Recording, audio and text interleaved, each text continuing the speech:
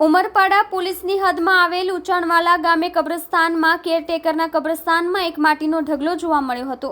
નવો મૃતદેહ દાટવામાં આવ્યો હોવાની શંકા જાગી હતી। કોઈને દફનાવવામાં આવે તો સંજોગોમાં કબ્રસ્તાનના જવાબદાર વ્યક્તિને જાણ કરવાની સાથે ધાર્મિક વિધિ સાથે અંતિમ સંસ્કાર થતા હોય છે, પરંતુ અહીં કોઈને જાણ કરાયા વિના જ કોઈ મૃતદેહ દફન કરી ગયું હતું। અસ્તવ્યસ્ત રીતે દફનવિધિ કરવાની સાથે તેની આસપાસ ઘસડવાના નિશાનો હતા। ડેડ બોડીને ઉચકીને લાવવાના બદલે ઘસડીને લાવવામાં આવે તે વાત વધુ ગંભીર લાગતા ત્વરિત ઉમરપાડા પોલીસને જાણ કરાઈ હતી। પોલીસે માંડવી એસડીએમની ઉપસ્થિતિમાં શંકાસ્પદ માટીના ઢગલાને ખોદતા અંદરથી આશરે 25 થી 30 વર્ષીય બે યુવકોની સાથે દાટી દેવાયેલી લાશ મળી આવી હતી। બંનેને ગળાના ભાગે ઘા મારી હત્યા કરાયાના નિશાનો મળી આવ્યા હતા। બે યુવકોની હત્યા કરાયા બાદ લાશ સ્મશાન ભૂમિમાં દાટી દેવાયાની વાતે પંથકમાં ચકચાર જાગી હતી। મામલો ડબલ મર્ડરનો હોય જિલ્લા પોલીસ વડા હિતેશ જોઈસર પણ ત્યાં દોડી આવ્યા હતા। પોલીસે તપાસ કરતા બંને મૃતકો માથાભારે તરીકે પંકાયેલા બિલાલ ઉર્ફે ચાંદી જમીર સૈયદ અને સલાબતપુરા માન દરવાજા વિસ્તારનો અઝરુદ્દીન કાદર શેખ તરીકે ઓળખાયા હતા।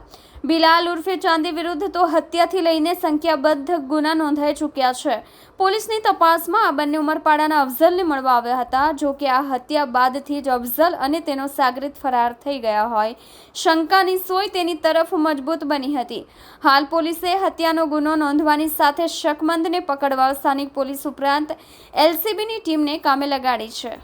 ગઈકાલે સવારે 7:15 આસપાસ ઉમરપાડા પોલીસ સ્ટેશનના સબ ઇન્સ્પેક્ટર છે અને ઊંચવાડા ગામ છે તેના સરપંચ દ્વારા એક ફોન આવેલો કે રેલવે સ્ટેશન પાસે આવેલું જે કબ્રસ્તાન છે એની અંદર કોઈ પશુ અથવા કોઈ વ્યક્તિઓને દફનાવેલ હોવાની ત્યાંના કબ્રસ્તાનના કેરટેકર જે છે મુસાભાઈ એમને શંકા છે। એ આધારે પોલીસ સ્ટાફ અને સબ ઇન્સ્પેક્ટર દ્વારા ત્યાં એસડીએમને હાજર રાખી અને કબ્રસ્તાનની અંદર જે જગ્યાએ દફનાવેલ જાનવર અથવા વ્યક્તિ હોવાની શંકા હતી ત્યાં પંચો રૂબરૂ એ ખાડો ખોદાવી એસડીએમની મંજૂરી લઈ અને એ ખાડો ખોદતા એમાંથી બે માનવ શરીર મૃત હાલતમાં મળી આવેલા। આ બંને યુવાનો હતા। એમની ઓળખ કરવાની પોલીસ દ્વારા તજવીજ કરવામાં આવેલી અને એ દરમિયાન પોલીસને માલુમ પડેલ કે આ બંને ઈસમો જે છે એ મૂળ લિંબાયતના વતની સુરત શહેરમાં રહે છે અને એકનું નામ અઝરુદ્દીન ઉર્ફે અજ્જુ કાદર શેખ અને બીજો બિલાલ ઉર્ફે ચાંદી જમીલ સૈયદ નામના વ્યક્તિઓ છે।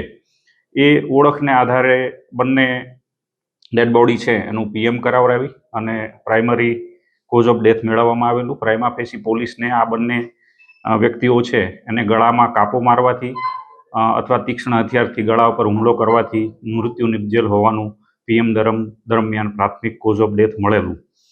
આ આધારે આ જે મરણ જનાર પૈકી એક કદીર જમીલ સૈયદ જે છે એ બિલાલના ભાઈ છે એમની ફરિયાદ પોલીસ દ્વારા 302, 342 અને 201 મુજબ દાખલ કરવામાં આવેલી છે। આ બનાવની હકીકત સંદર્ભે ઊંડાણપૂર્વકની તપાસ કરતા આ ડેડ બોડી છે બંને વ્યક્તિઓ છે એમને ક્યાંય કોઈ અજાણી જગ્યા ઉપર મર્ડર કરી અને આ કબ્રસ્તાનની અંદર દફનાવેલ હોવાનું પ્રાથમિક દ્રષ્ટિએ હાલ જણાયેલું છે। પોલીસ આ મર્ડર કઈ જગ્યાએ કરવામાં આવેલું છે એ દિશામાં અને આ મર્ડરનો મોટિવ શું છે એ દિશામાં હાલ તપાસ કરી રહેલી છે। કેટલીક ક્લૂઝ પણ પોલીસને મળેલી છે અને એ દિશામાં એલસીબી, એસઓજી, સ્થાનિક પોલીસ અને અન્ય ટીમો છે એ જુદી જુદી દિશામાં તપાસ કરી રહેલ છે। એ દરમિયાન પોલીસને જાણવા મળેલ કે ઉમરપાડા પોલીસ સ્ટેશન વિસ્તારમાં રહેતો અફઝલ હાજી શેખ નામનો વ્યક્તિ છે એ પણ આ ત્રણ વ્યક્તિઓ સાથે સુરતથી આવેલો અને મૂળ ઉમરપાડાનો વતની છે। એ લોકોને અવારનવાર એમને અહીં બોલાવતો આ બંને મરણ જનારને અને એની સાથે દોસ્તી હતી। આ વ્યક્તિ છે એને શોધખોળ કરતા એ ગાયબ છે અને એ તપાસ દરમિયાન એ ક્યાંય ફોન સ્વિચ ઓફ કરી અને અન્ય વ્યક્તિઓ સાથે ક્યાંક નીકળી ગયેલ હોવાનું પોલીસને પ્રાથમિક દ્રષ્ટિએ હાલ તપાસમાં જણાયેલું છે।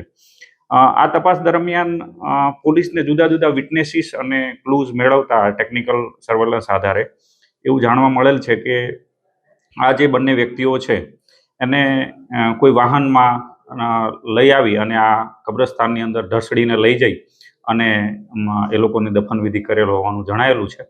એટલે એ દરમિયાન પોલીસને એક અલ્ટો કાર છે એ ગુનામાં વપરાયેલ હોવાનું જાણવા મળતા એ વ્યારા ખાતે કોઈ જગ્યાએ રોડ ઉપર મૂકેલી અને એને પોલીસ દ્વારા કબજે લેવામાં આવી છે. એની FSLની તપાસણી કરાવવાની તજવીજ ચાલુ છે. આ જે બનાવ છે એની અંદર પોલીસને ક્યાંય ને ક્યાંય કોઈ જગ્યાએ આંતરિક રાઇવલરી હોવાનું પણ જણાયેલું છે. એ દિશામાં બી તપાસ કરવામાં આવી રહેલી છે. ક્યાંય કોઈ જગ્યાએ અન્ય આરોપીઓ પણ આમાં સંડોવાયેલ હોવાનું પ્રાથમિક દ્રષ્ટિએ જણાય છે. એટલે એ દિશામાં પણ પોલીસ દ્વારા હાલ તપાસ કરવામાં આવી રહેલ છે.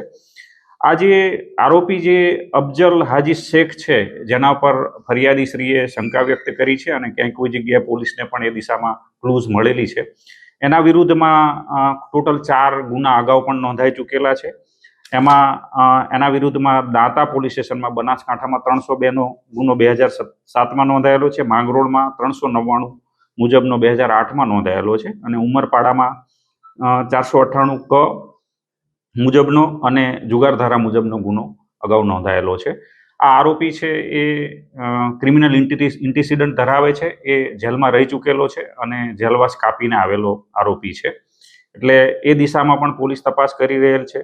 મરણ જનાર પૈકી બિલાલ અને અજ્જુ, એ પૈકી બિલાલ છે એનો પણ ગુનાહિત ઇતિહાસ છે. એ પણ સલાબતપુરા પોલીસ સ્ટેશનમાં સુરત શહેરમાં આર્મ્સ એક્ટના 2 ગુનામાં પકડાયેલો છે.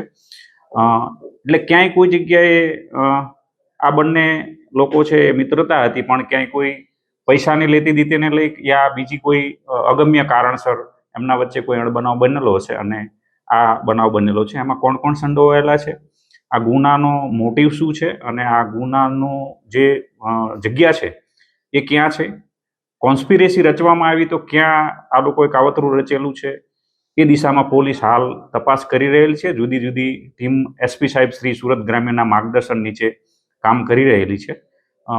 પોલીસ છે એને કેટલાક ક્લૂઝ મળેલા છે અને અમે લોકો થોડા જ સમયમાં આ ગુનો છે એના આરોપીઓ છે એને પકડી લેવામાં સફળ થઈશું.